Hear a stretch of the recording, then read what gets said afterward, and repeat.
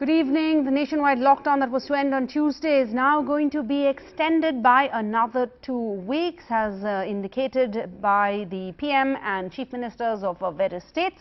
But there are going to be some exemptions and changes. Remember, you had the 21-day nationwide total lockdown ordered by Prime Minister Modi last month. It has seen all commercial establishments, all shops shut down, everything shut down except those selling essentials, food, vegetables, fruits, groceries, medicines. All of it has hit the economy hard, and now we're being told that this extended lockdown will have some specific measures, some specific changes for certain essential industries, agriculture, allied sectors, and some laws that will be modified to facilitate the sale of farm produce, to make sure the supply lines aren't affected and it reaches those who need them the most, which really is required to ensure that people stay indoors. This has also come on a day when the number of coronavirus cases in the country and the death toll have spiked.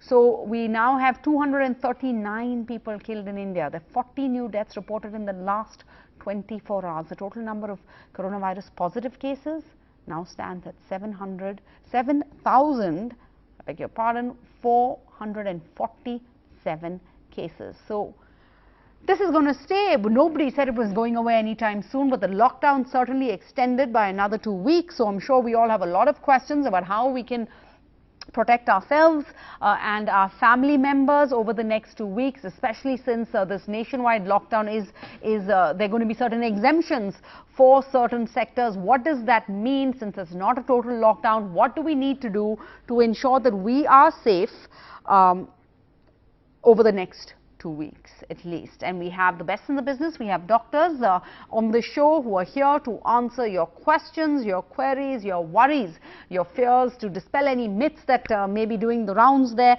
And today on the show we have Dr. Anita Sethi. She's the Director and HOD of Ophthalmology at the Fortis Memorial Research Institute in Gurgaon.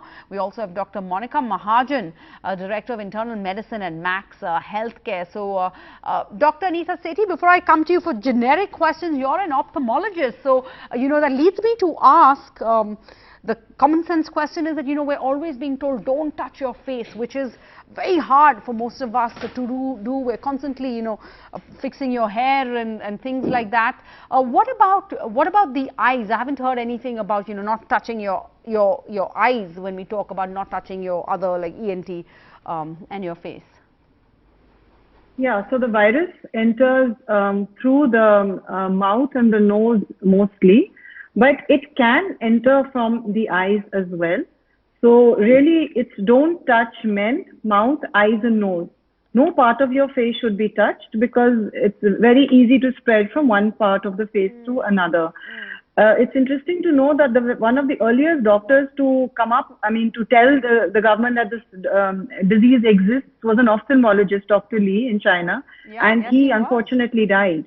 So as an ophthalmologist, we are equally exposed to especially the asymptomatic cases. Correct. So not touching the face, and a good way to not touch your face really is to wear a mask. Because not the medical mask, but the cloth mask, because that will go a long way in preventing you from touching your face. And if you are an asymptomatic carrier, you will not be spreading the virus. So that's one of the ways. So when we talk about masks, somehow we don't say wear dark glasses, for example. And for example, what happens to people who are wearing contact lenses right now? So, would you encourage them to continue doing that? You do need, if you are not looking after a COVID patient or near a patient, then you can wear contact lenses. But glasses, in fact, are a good protection, because it's a wider area of coverage. So, and since nowadays everybody is working from home and spending a lot more time on their computers and straining their eyes a lot more, it would be advisable to decrease wearing your lenses, because that also leads to dry eye. One of the problems, I'm getting a lot of calls with eye strain and dry eye. So it would be advisable to avoid the lenses. This is a good time to give your eyes some rest and also prevent any kind of disease entering in through there. Okay. Dr. Monica Mahajan, I do have a question for you, but I have callers lined up, so let me go across to them first. Harish from Chennai has a question. Go ahead. Good evening, ma'am. My question is regarding the testing kits which the government's plan to buy from China. See, there are two kinds of rapid testing kits currently in use in the world. One tests for the antibodies, second thing for the genetic material. On the 8th of April, that is day before yesterday, the WHO website has rejected both these testing kits because one they say is it brings out any genetic material, any coronavirus, or even your own exosomes. Exosomes are what your cells produce when you're under stress or you have a lung cancer or cough or cold or whatever, for a variety of reasons. And the second thing doesn't give you, gives you an 80%, up to 80% of false negatives. With this kind of, and the third thing, the RT-PCR test is even more questionable. Even big leading doctors from New York like Dr. Andrew Kaufman, a lot of doctors have questioned the authenticity of this test because, again, the genetic material was given to the world by China, which nobody wants to believe. They all believe that this genetic material which they gave is of your exosomes which your own body produces. India hasn't done any research on this virus, on the gene sequencing, nothing. You just believe whatever kits come. You test all 135 Okay, Harish. Almost everybody is going to be positive because your kits are faulty. Oh, okay. Okay, Harish, lots of questions, complicated questions. Monica, Dr. Monica Mahajan, would you attempt to give that a shot? Yeah. So, Harish, you need to understand that there are two types of tests. One is the antibody test and the other is the PCR or the gene-based test. So, India has been able to isolate the genetic material from the virus. That's the first thing. The second is that there are certain advantages and certain disadvantages of the antibody-based test. The advantage of the antibody test is that it's a very quick test, a drop of blood, and like you read any kind of strip test, it gives you an answer within 5 to 10 minutes as to whether the test is negative or positive. So it's a quick test for screening the general population on a much quicker pace. The flip side to the antibody test is that for a person to develop sufficient amount of antibodies in the blood, it will take around 5 days for the antibody test to start showing positive. So in the first 5 days of the illness, when the person is asymptomatic or mildly symptomatic and you do the test, the antibody test may be negative. So it will not be a useful test in the initial phase of the illness. The PCR test is a more pakka test. It's a more reliable test because it is detecting the genetic code of the virus. But at the same time, the PCR test also takes a longer duration to detect the test virus and give a positive or a negative result. So a more reliable test is a PCR test. It will be positive even in the asymptomatic first few days of the illness, but it takes time and is time consuming. But a mass screening test would be the antibody test. So each has its own role, whether it is in terms of screening or whether it is in terms of making a diagnosis of the disease. Okay. We also have Dr. Nikhil Tandon joining us, Head of Department of Endocrinology at AIIMS. So, Doctor, we have a caller, Ahmed from Chennai. Do we have Ahmed on? Yes. Go ahead, Ahmed, with your question. Hello. Ahmed, if you can hear me, go ahead with your question, please. Yes, please. Hello. Yeah. Hello. Yes, Ahmed, go ahead. Yeah, I'm talking. Hello. Yes, please. Hello. Do we have Boom? Doctor, see, I have a question. Yeah, I have a question. Hello. Can we get Bhumi from Bangalore? Let's get Bhumi from Bangalore on and then we can get Ahmed back on. Do we have Bhumi? Yes, I'm here. Go ahead, Bhumi. Yeah, my question is to the ophthalmologist. So when we are saying that the infection can pass through the eye, so are we going to see symptoms of infection in the eye first, or is it going to be directly in the body? Great question. Dr. Anita? Sethi? Yeah, so the infection does not usually pass through the eye. That's not a common way of the infection going through. Studies have found that in patients who are very sick with COVID, only then does it come out the virus comes out in the tears. So this is not a common way, and only in a very sick patient may you also get a conjunctivitis or an eye infection. It doesn't first go in through the eyes. But it is possible, so we should avoid touching mouth, eyes and nose. Hope that answers your question, Bhumi. Do we have Ahmed back on or Sahil from Srinagar? Sahil, go ahead. Is Ahmed there? Okay, Dr. Tandon, let me go across to you, joining us from endocrinology, the head of Department of Endocrinology at AIIMS, joining us also on the show. Doctor, what are the concerns that patients of who suffer from any kind of problems when it comes to the endocrines may have to face? Are they more susceptible to COVID-19? I think this is a question which has been reviewed with great stringency over a period of time.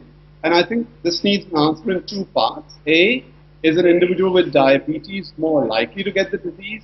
And B, if an individual with diabetes does get the disease, is their outcome similar to anybody else or is it different? And let me answer the first question first. If an otherwise well-controlled person with diabetes without any comorbidities and relatively young or middle-aged person is perhaps not more likely to be susceptible to the infection compared to the general population.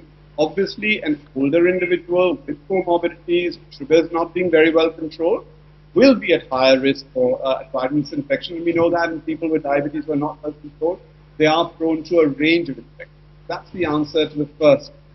The second part has a little bit of a twist, that if in a person with diabetes they do get an infection, it appears that the outcome in them is more severe. They're more likely to have a severe infection, and the outcome in terms of survival is likely to be worse than a person who doesn't have diabetes. So I think that perhaps is what we understand about it today. As more information comes in, we may have a change in that position, but as of now, that's how it stands. So what advice then would you give to any viewers who are watching who do have diabetes? Because we've also, we know that India is considered to be one of the capitals when it comes to diabetes capitals of the world. Do they just need to make sure that they're taking every possible precaution? Yeah, I would say if everybody else is taking 100% care, they're probably need to take 120% care. The precautions remain the same. The precautions, we've already discussed them. Dr. Pathetti referred to reasonable about not transferring material onto your face. We've discussed issues about air droplets and aerosols can be left inhaled. All of the precautions remain the same. They're social distancing, adherence to lockdown, and absolute care. In people with diabetes, the additional part is you need to keep your parameters well. So you need to have, if your sugars haven't been too well controlled, you need to do everything possible to get your sugars back on track. You need to ensure that if your mobility is there, if you've got, let's say, blood pressure issues, you need to do that.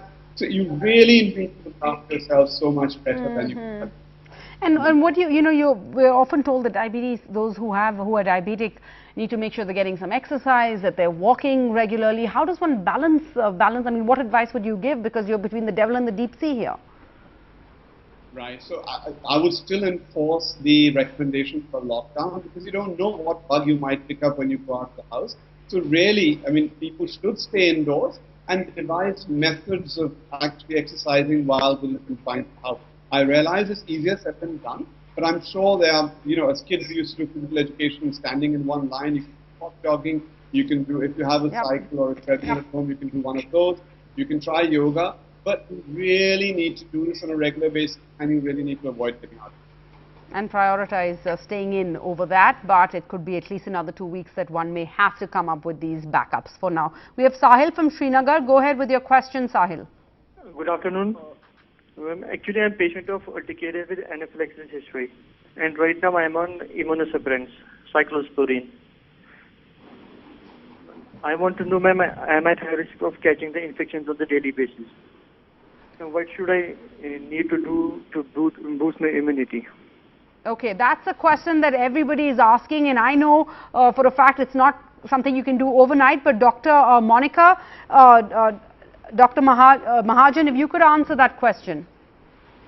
Yes, Sahil. So anybody who's on immunosuppressants for whatsoever reason, whether it is in terms of anaphylaxis or whether it is in terms of lupus or any kind of arthritis or transplant patients, they are more prone to having worse outcomes as far as the virus is concerned because their immunity level is suppressed.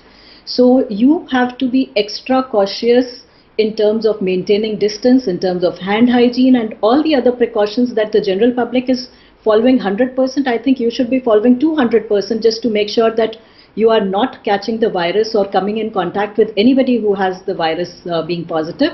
Eat healthy, exercise, and just maintain the distance and maintain the general precautions in a very, very meticulous fashion so that you don't somehow come in contact with anybody who has the virus. Sai from Coorg has a question. Go ahead, Sai. Yeah, hi. Hello, doctors. Actually, it might have already been answered before, but I just had a query about ACE. I'm not sure we can hear Sai. Can we connect Sai again? Sanjoy from Delhi. Yeah, hi. My question is for Dr. Sethi. In a short while, the lockdown will be lifted, and most of us who are asymptomatic, would you recommend that we should undergo a test just to be sure for the way forward? All right, Sanjoy, first and foremost, in a short while, the lockdown is not going to be lifted. That is the news update of the day. It is going to be extended by 2 weeks, but at least we don't know post that. But Dr. Sethi, should one be getting tested, let's say, in 2 weeks? Well, it's there is a limited number of tests. It's not that we can just test the whole population, much as we would like to do that. But I don't think we've reached a point where we can just test everybody. I think only those who have symptoms, that's what's being followed. The contacts, I mean, in the containment clusters, the testing is going on there. So there has to be some indication for the test. Either you have a flu-like illness, or you are a contact, or somebody in the house has it.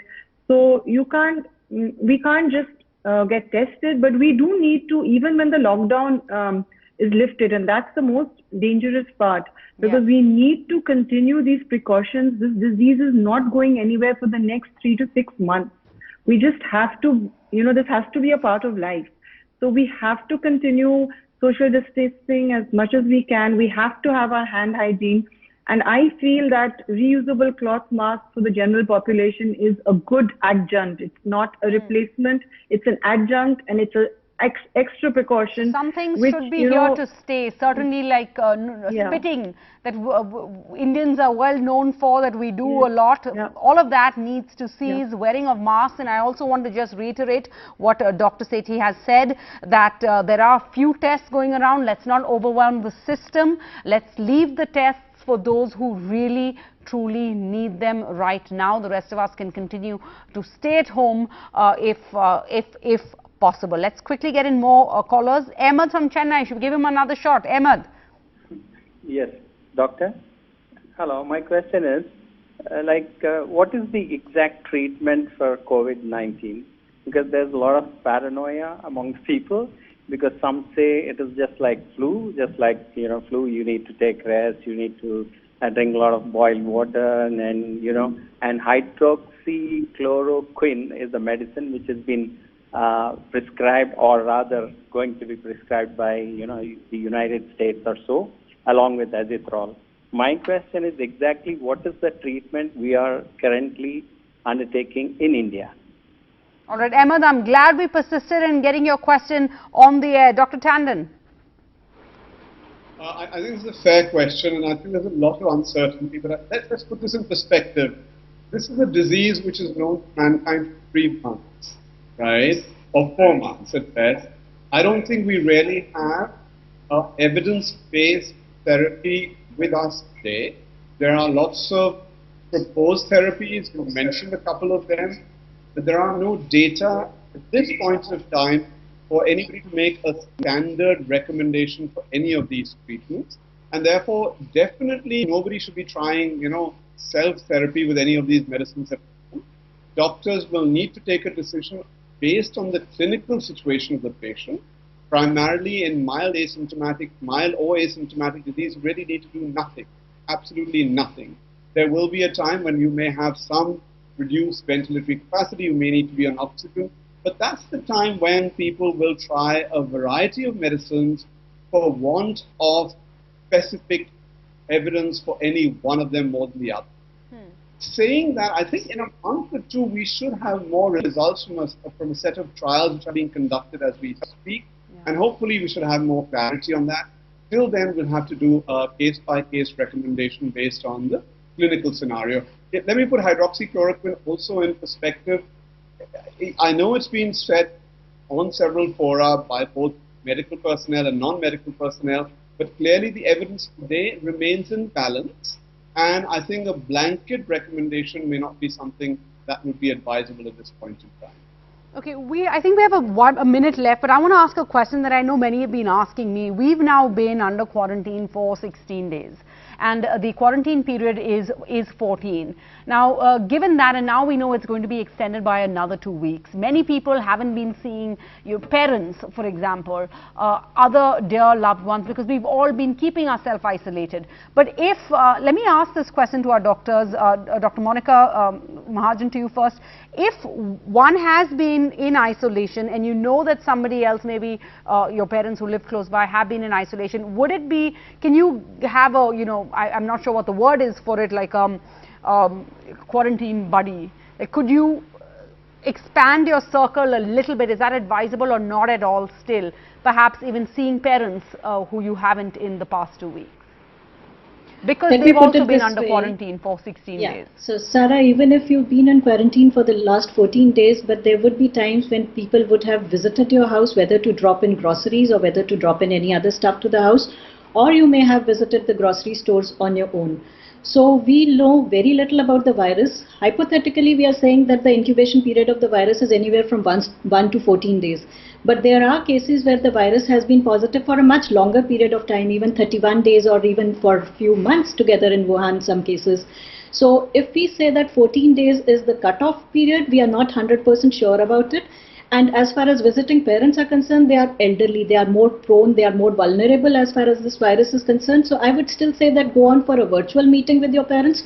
Don't visit them, because you would not have been in 14 days of absolute quarantine. There would have been some people, minimal even though, but some people visiting your house, or you would have stepped out of your house at some point of time. So why expose your parents unnecessarily? I know there are sentiments, but there are decisions which are right, there are decisions which are wrong. There are no absolute yes and no to your answer. So I would say stick to a virtual meeting with your parents.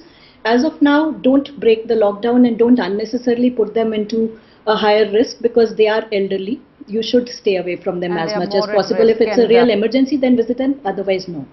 And they are more at risk than people who are below the age of 60, is what some of the literature says. But thank you, Dr. Tandon, Dr. Sethi, Dr. Mahajan. Thank you for taking time out. You're on the front lines of this fight against the spread of the coronavirus. So we really appreciate your coming on NDTV and taking time out to address some of these concerns that our viewers have had tonight. Thank you for your time. Bye-bye. Thank you.